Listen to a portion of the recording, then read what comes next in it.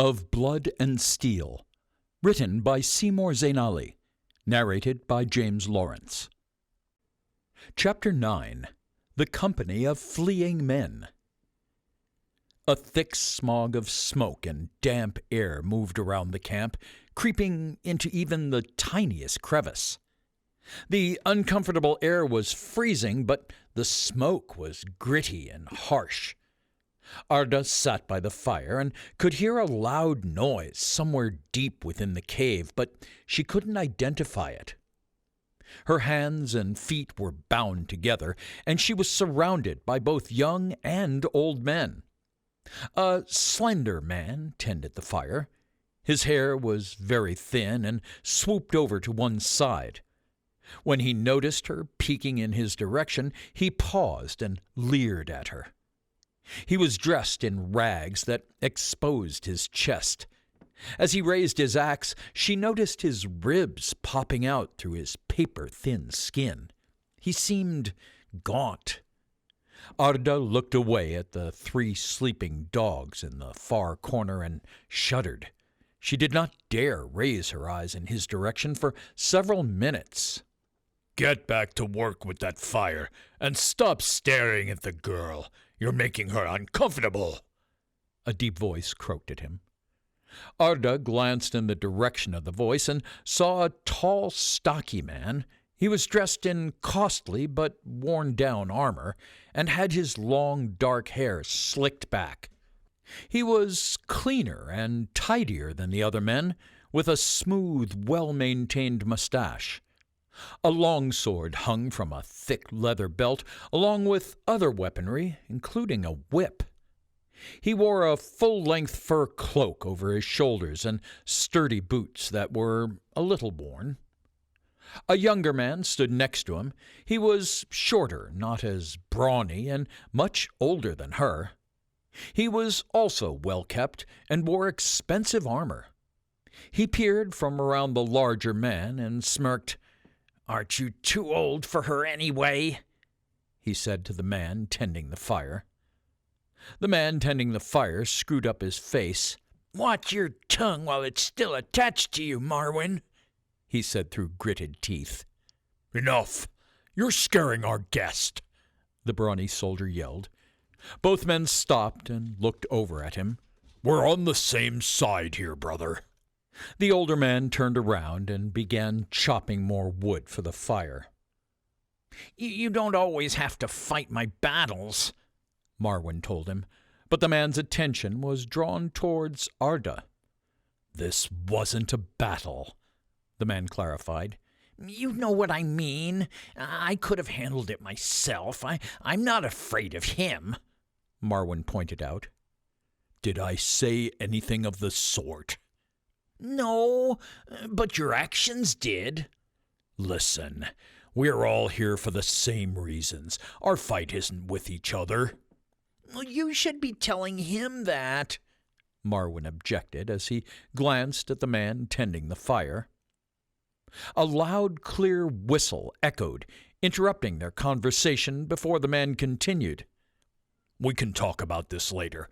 Go and see what the hunters have for us." Marwin nodded and headed off as he had been ordered. The man walked toward Arda and sat by her. "So then, what are we going to do with a pretty young lady such as yourself?" "Maybe you would let me be on my way with my friends?" Arda replied. He looked down at the child, and then his eyes rose again to meet Arda's. He raised his eyebrows. "And my daughter," she said. "I just want to keep her safe." "I'm afraid I can't do that. In case you haven't noticed, there are wars going on. It would put both you and the child at risk. I can't let that happen." Arda looked closer at the man. "I recognize that armor. It belonged to a high-ranking Parthian soldier. Did you kill to get it, using it as your trophy?" He sat quietly opposite Arda. "You are very observant. I like that about you. But you're wrong about one thing. I did kill for that armor, but I didn't steal it. I have spilled blood time after time to earn the right to wear it. That was my dream, ever since I was a little kid. That armor is mine." "You are a former soldier? All of you are. I've heard about you. The fleeing men. Men who ran away from the battles. Men without honor." Believe what you wish to believe, but know this. It takes more than strength and honor to stop serving and killing. The things I did as a Parthian soldier would make you weep, and I walked away to this, to starve and hide because I didn't want to kill. It changes a man. The safest thing for you and the child is to stay here with us, at least for now." "You and I both know that is not true." "As long as you are under my protection, you are safe here. I give you my word." "Being tied up to a pole doesn't strike me as safe." He pulled out his dagger and stepped toward her. She flinched.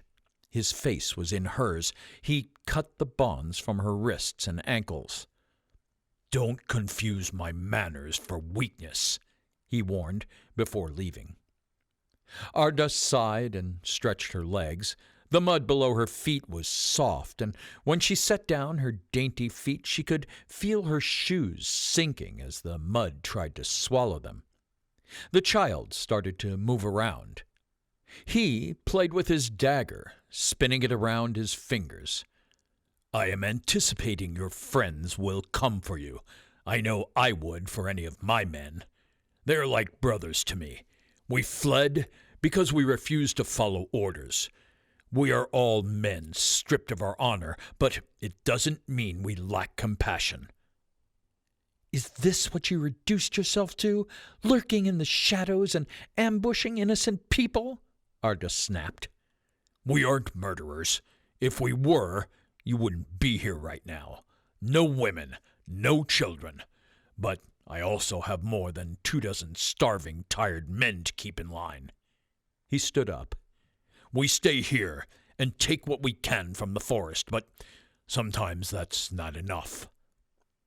The child started to move around more and started to cry. Arda took her from her basket and began to soothe her.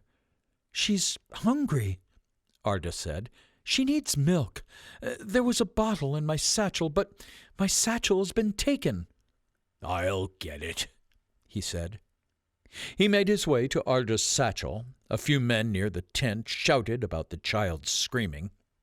He grabbed the container full of milk and headed back to Arda before being stopped by one of his men. "Hey, I was going to drink that." "Are you a child?" He returned with her satchel. Arda searched through the bag. Her supplies were still there, but only half the milk. "You'll have to do the best with what you have." "Thanks," she said. His head followed Arda. He came close to the baby, looking at her tiny palms and hands as he let out a smirk. "May I?"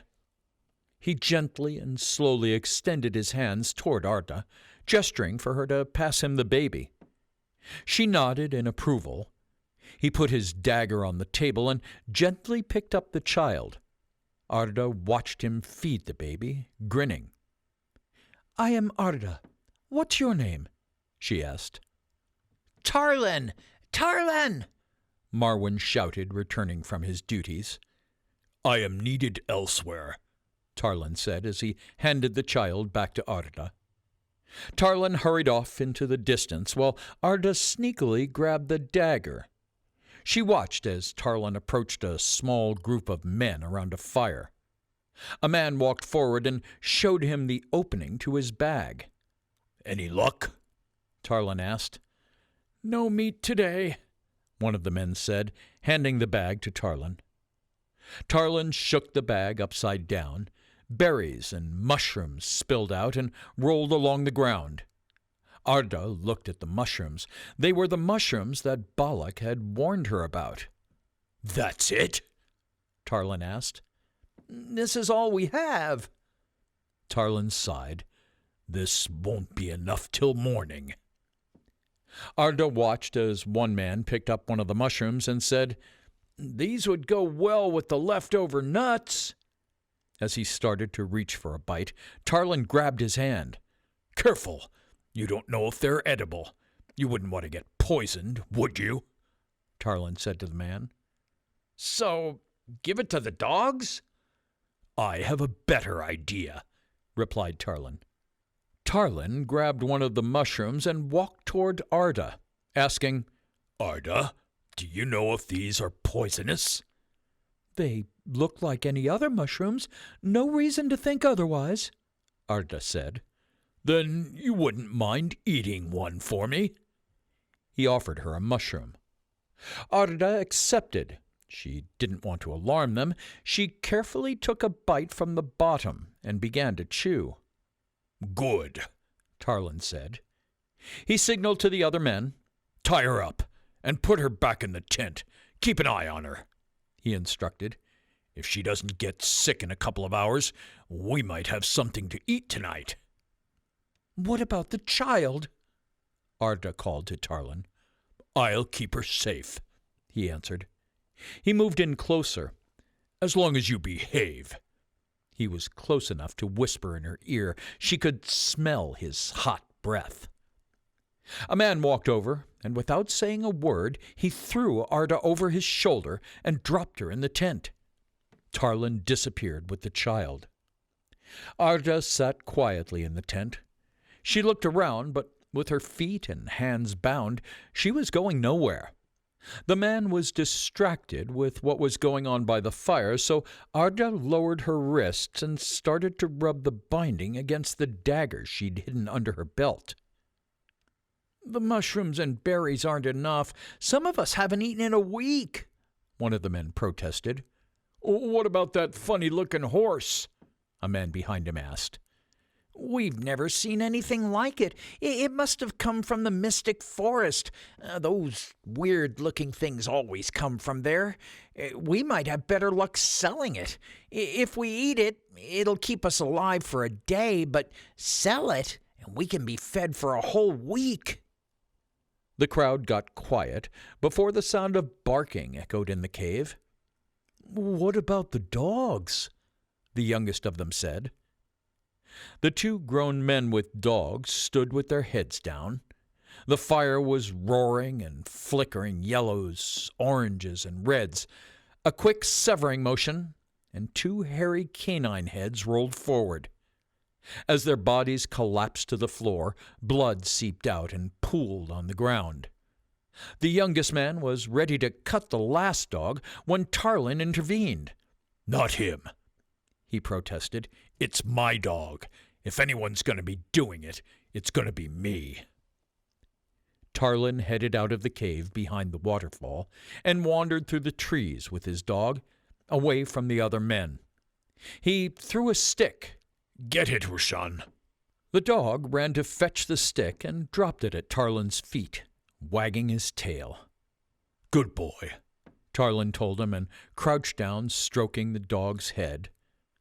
Roshan jumped and laid his front paws on Tarlin. He leaned in and licked his owner's face, almost knocking Tarlin to the ground. He leaped again and knocked him over, and the dog licked his face once more before sitting, waiting for the stick to be thrown again. Tarlin punched the leafy ground. "I'm sorry, boy," he whispered. A single tear rolled down Tarlin's cheek, and as he wiped it away, a thin line of mud streaked his face.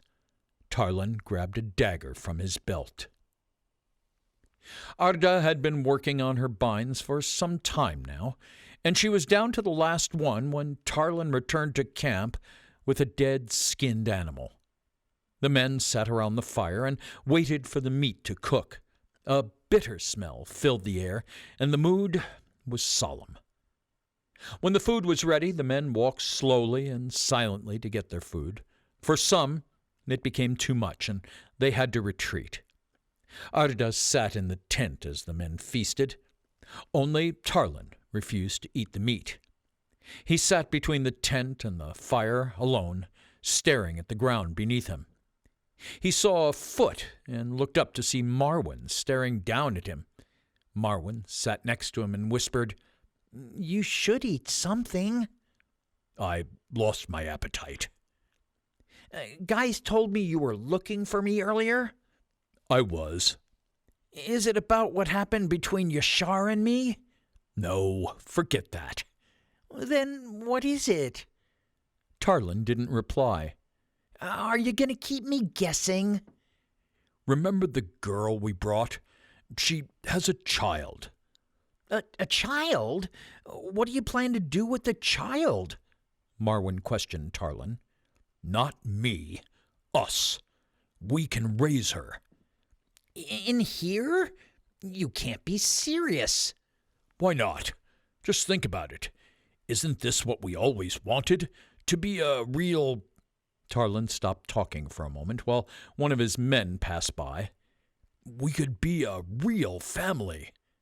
We already are a real family. I knew you wouldn't get it. Where's the child now? She is in my tent. Do me a favor and come by later. Hold her. Just hold her. Maybe you'll change your mind. Marwyn tried to hold back a chuckle. Shh! What? What's so funny? Tarlin asked with a smile on his face as well. I'm happy to see you so excited. It's been a while. It got quiet, and Marwyn looked into Tarlin's eyes. Their moment of happiness was interrupted by a few men arguing over a piece of meat. I am sorry about Rashan. I knew how much he meant to you, Marwyn said as he put an arm on Tarlin's back, trying to comfort him. Not here. Too many onlookers, Tarlin whispered.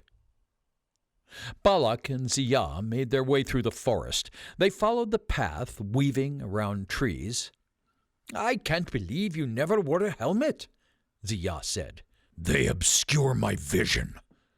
I get that, but it is a small price to pay to keep a head on your shoulders. And don't take it personally, but you've got a big head. Why do you think I carry an axe? That is precisely the problem. Your axe is huge. I don't know how you carry such a heavy thing around. It must be bad for your back. It's lighter than it looks. Balak crouched and touched the dog's shit and said, Still warm. They must be close. The two men carried on, cautiously. What if someone got close to you? How would you defend yourself? I'd use my head, Balak scoffed. He continued along the trail. Shouldn't we be able to see them by now? Ziyah objected. These guys are too smart to be camping in the middle of the forest. Look, over there. Balak pointed in the direction of a waterfall. It's a waterfall. They must be hiding under it, Balak stated. Interesting. Be quiet, he warned Ziyah. They followed the tracks until they could see a small flickering flame in the distance through the gap at the side of the waterfall. They could hear the chatter of many men enjoying themselves. Where would they keep her? Ziyah asked. Assuming she's still alive, she could be in any of those tents around the fire.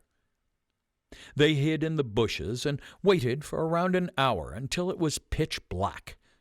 They slipped inside the waterfall, hearing nothing but the sound of the cascading water behind them. Balak headed closer to camp and waved Ziyah on. Suddenly, he held his arm up, signaling for them to stop. What is it? Ziyah asked.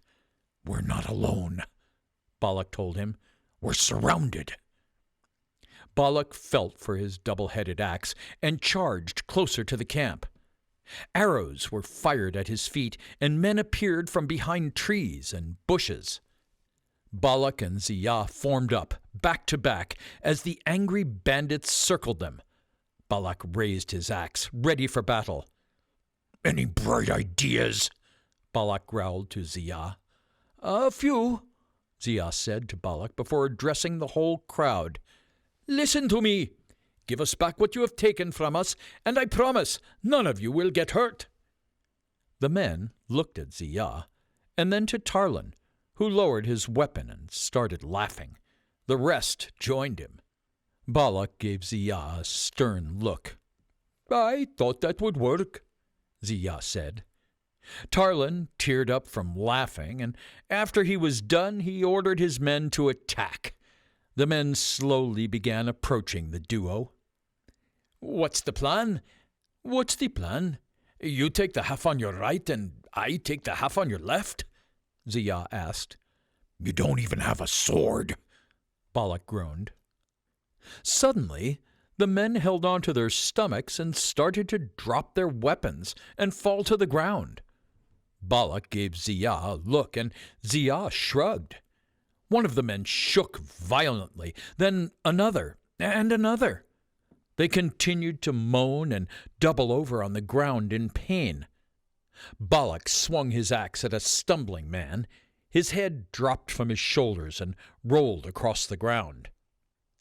Tarlin looked on as his men grabbed at their stomachs and began dropping to the ground and vomiting and shitting themselves. His eyes widened. Balak and Ziyah took this opportunity to attack those who didn't show signs of slowing down. Some of the men were still ready to spill blood. Tarlin saw Marwyn rolling around in pain. He rushed to his aid. "Marwyn, no. Look at me. You will be fine." "Tarlin, it's getting harder to breathe." "Don't say that. This is just temporary. Let me see if someone can help you." Tarlin looked around at his dead men, feeling increasingly worried and lost when he heard Marwyn begin to gasp for air. "Fuck. Not now, Marwyn. Please, Marwyn, don't let it be you." Marwyn gave Tarlin one last smile before his breathing stopped altogether. The campfires dimmed with his final breath. "Come, meet your eternal rest," Tarlin whispered before closing Marwyn's eyes. Tarlin then kissed him gently on his forehead before breaking into tears. He looked to the ground and noticed half-eaten mushrooms. Tarlin slowly rose and drew his weapon. "The girl," he muttered. Anger flashed across his face. Balak and Ziyah forced their way through the bandits, pushing deeper into the cave. Balak struck down those who were still standing, landing fatal blows with his double-headed axe. He never missed, swinging it from left to right and then from right to left as he ran through several men at once. Balak and Ziyah strutted into the camp. 10 men raised their swords and charged toward them. Being surrounded by a half-dozen men, Balak yelled to Ziyah, "Find the girl!" Ziyah replied, "And you find mine?" "Just go!" Ziyah nodded and left Balak to defend himself. Ziyah moved around the men while Balak battled them, spinning his axe with precision. Ziyah headed for the fire. Men were running back and forth. Some grabbed swords while others grabbed supplies. He slinked into a thick smog as he drew closer to the fire, and men ran by him. The flames of the fire were low. It fizzed and hissed as billows of black smoke puffed from a small orange glow that was almost covered by black ashes. A tall gray tent stood to the left, but this area was almost abandoned, except for the dying man who lay outside. He searched inside, but Arda wasn't there.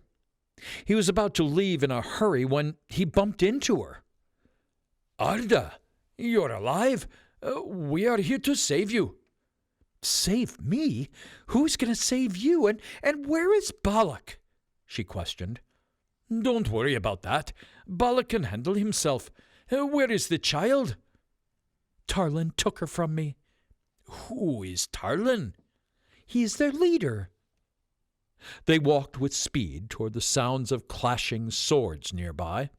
One of the bandits was throwing his belongings on top of the camel when Balak plunged his axe into his head. Several more men arrived and met the same fate. Just as Ziyah and Arda approached, more men surrounded Balak and attacked. Tarlin appeared from his tent, holding a baby. "Balak, he has the child!" Tarlin gently put the baby into her basket, drew his sword, and charged toward Balak. Balak pulled a sword from one of the bandits and threw it to Ziyah.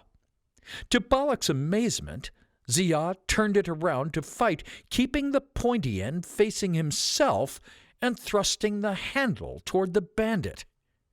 He hit the helmet of a towering, muscular soldier, then swept out his legs with his foot. The bandit got up quickly and reached for his dagger. He was ready to stab Ziyah in the eye when Ziyah stopped him with his right hand, where the blade had punctured his glove. Despite being 3 times smaller, Ziyah fought valiantly. Arda hit the soldier to get his attention and quickly backed away.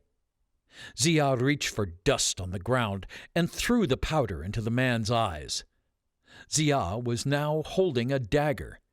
He aimed it at the soldier and struck a centimeter away from his eye.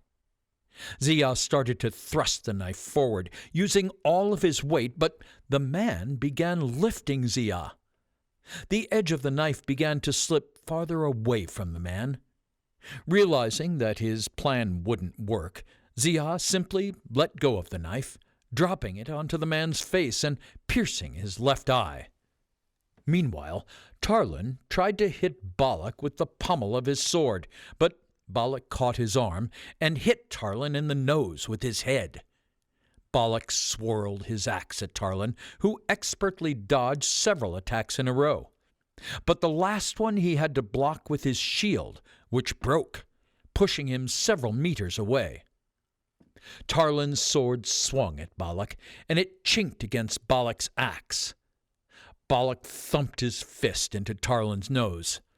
Tarlin stepped back and bent forward to hold his nose, but Balak swept out his legs, and Tarlin hit the ground hard. Balak raised his axe above his head and was about to bring it down.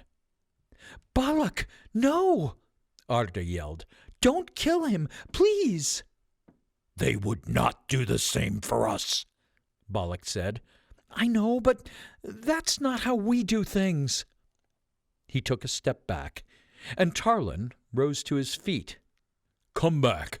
I'm not done fighting," Tarlin said. "Yes, you are. Leave," Balak said, and he turned his back on Tarlin and started walking away. Other men scrambled to their feet and lifted Tarlin before retreating out of the waterfall and deep into the forest. "Arda, how did you manage to, Ziyah asked. "A little trick I learned from Balak." Arda pointed at the mushrooms on the ground. "I didn't teach her anything. She did it herself." Balak grinned slightly. As they turned their backs to escape, Arda noticed Ziyah's glove on the ground. She swiftly picked it up, rushed toward him, and held it out to him. Balak intercepted the exchange and held Ziyah's glove. He dangled it in front of Ziyah at a distance he couldn't reach. "Why don't we shake on it, friend?" Balak said sternly. "Balak, please, not now." "Show us what you really are, Ziyah." "So be it," Ziyah replied with a similar stern tone in his voice. Ziyah looked at Arda with sorrowful eyes. He sighed heavily and pulled back his jacket sleeve. A light shone through, and as he raised his arm, he could see a hand shape with arm bones and some muscles covered in a hard, translucent light. "You're a mage," Balak boomed. "I am sorry I had to keep it a secret, but I know how you feel about magic." He headed to Arda. "Arda, please." "Get away from her," Balak said, throwing himself between them. Ziyah continued to push toward Arda, but Balak threw him back. Ziyah continued to call out Arda's name. She looked stunned, unable to utter a single word. "Let me explain," he pleaded. Arda narrowed her eyes and stepped back. "I knew there was something wrong about you," Balak said. "Balak, I warn you, don't ruin this. I don't wish to fight you." Ziyah tried to get to Arda. "I am done talking," Balak said, swinging his fist at Ziyah. Ziyah caught it with his jaw. He spat blood and said, "Guess I don't have to hold back any more." Ziyah's eyes and arms began to glow as his strength grew exponentially. They both wrestled for a while, and Balak tried to swipe Ziyah's legs out from beneath him. Ziyah jumped and twisted nimbly before delivering a blow that knocked Balak to the ground. Arda drove the dull end of her spear into Ziyah's chest, knocking the air from his lungs and pushing him away from Balak. "Enough! Take Kamala and leave us alone," Arda said. Ziyah's eyes and arms stopped glowing as he stepped back without delivering a final blow to Balak. Ziyah offered his hand to Balak. "I am sorry for what I have done. We will leave you." Balak refused Ziyah's hand and pushed himself to his feet. Ziyah took his camel and began heading north. Before he left, he turned one last time and said, "You know, something tells me I will be seeing you again." Balak, Arda, and the child headed in one direction, while Ziyah and the camel went the other way.